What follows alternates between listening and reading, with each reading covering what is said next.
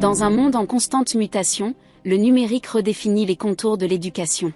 Il ouvre de nouvelles perspectives, réduit les distances, et offre à chaque apprenant la possibilité d'accéder au savoir autrement. À Kédougou, cette transformation est déjà en marche.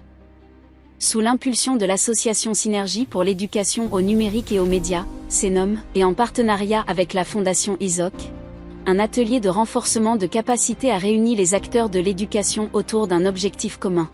Intégrer efficacement le numérique dans les enseignements et les apprentissages. Bon, d'abord, ça peut changer notre approche et notre stratégie d'enseignement aussi. Car avec le numérique, non seulement on a beaucoup de possibilités qui est différent des enseignements classiques qu'on fait en classe. Une bonne évolution, une bonne avancée. Parce que dans ce monde où nous sommes actuellement, si l'enseignement n'est pas numérisé, on peut dire qu'on restera en arrière. Et pour le Sénégal, nous disons que cela peut nous donner un bond en avant. Ça nous permettra d'aller en avant avec l'apprentissage. Pendant 72 heures, le Kédougou Biopark s'est transformé en un véritable laboratoire d'innovation pédagogique. Élèves et enseignants, venus des IEF de Kédougou, Salmata et Saraya, ont pris part à une série d'ateliers pratiques, organisés en simultané.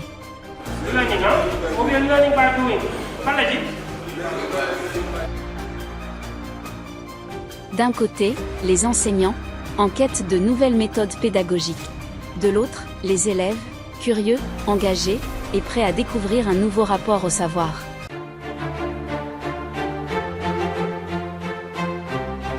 Faisant suite à cette initiative fondatrice, SENUM a ensuite organisé un atelier dédié à l'éducation inclusive et à l'autonomisation numérique à Talibou Dabo. Cet événement a permis d'offrir des outils essentiels pour accompagner au mieux les élèves en situation de handicap. Cette journée était vraiment très exceptionnelle parce que franchement j'ai appris beaucoup de choses, notamment sur l'Internet.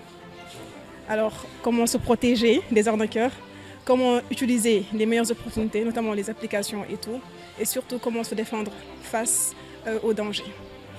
On nous a appris à créer des comptes et à créer des mots de passe pour nous protéger dans l'Internet et de bien surveiller nos vidéos.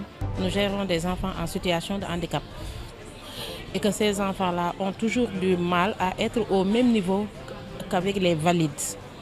Si je prends l'exemple d'un enfant qui ne peut pas écrire, qui a un problème de motricité manuelle, donc ce qui se passe, comment nous les gérons, à chaque fois qu'on fait une production en classe, il va falloir que ces enfants restent en attente pour que leurs camarades de classe leur prennent en charge. Donc si aujourd'hui le numérique est à la disposition de cet enfant-là, il pourra au même moment que nous faisons cours, suivre sur son tablette, être au même niveau que les autres. Partageons cette activité avec les enfants handicapés.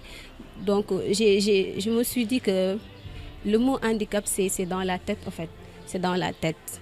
Parce que je les ai vus, je les ai observés, j'ai vu qu'ils faisaient pratiquement ce que nous faisons, donc c'est dans la tête. Après avoir exploré l'impact de l'autonomisation numérique et de l'éducation inclusive, l'association Synergie pour l'éducation au numérique et aux médias, SENUM, continue son engagement en faveur de l'apprentissage. Découvrez comment, à l'occasion de la Journée mondiale du livre, SENUM réconcilie le monde du livre avec les outils numériques, offrant une nouvelle dimension à la lecture et à la créativité. Une initiative qui, tout comme la formation précédente, vise à garantir une éducation riche et accessible à tous. C'est une activité que nous inscrivons dans le cadre de notre projet